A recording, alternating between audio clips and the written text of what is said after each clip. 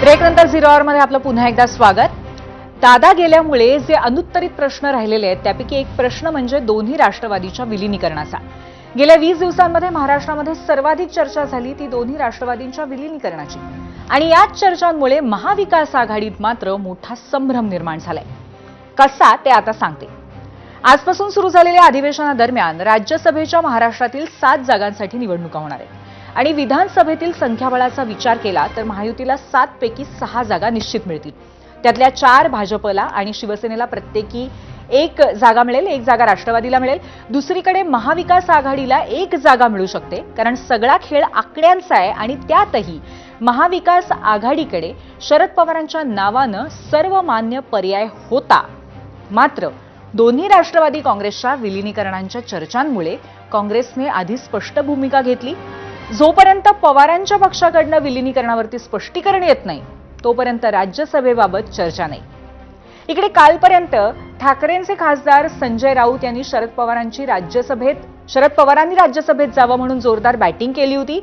पण ज्या मिनिटाला आदित्य ठाकरेंनी राज्यसभेच्या जागेवरती ठाकरेंच्या शिवसेनेचा दावा ठोकला तेव्हापासून राऊतांनीही थोडा सूर बदलला.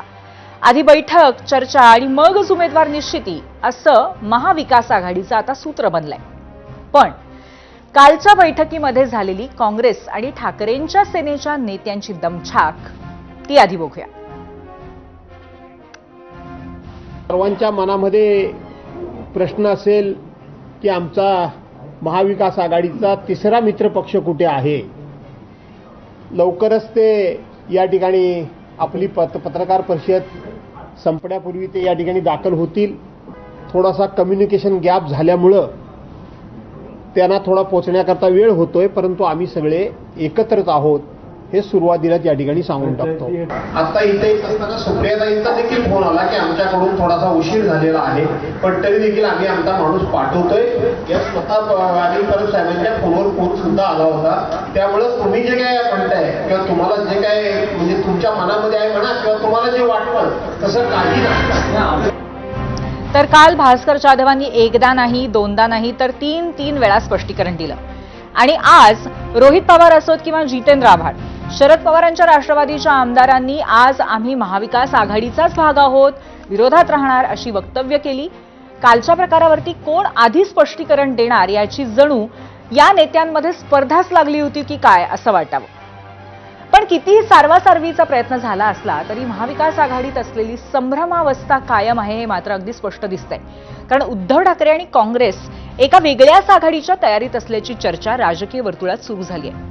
इतकंच नाही तर उद्धव ठाकरेंनी राज्यसभेसाठी काँग्रेससोबत वेगळं काही समीकरण जुळवता येत आहे का याचीही चाचपणी केल्याचं समजतंय. आणि हे शक्यही आहे कारण मी आधी स्पष्ट केलंय की आकडेवारीचा विचार केला तर महाराष्ट्रामध्ये होणाऱ्या 7 राज्यसभेच्या जागांपैकी 1 जागा महाविकास आघाडीला मिळू शकते. महाराष्ट्रातून राज्यसभेच्या एका जागेसाठी पहिल्या पसंतीच्या 37 मतांचा कोटा आहे.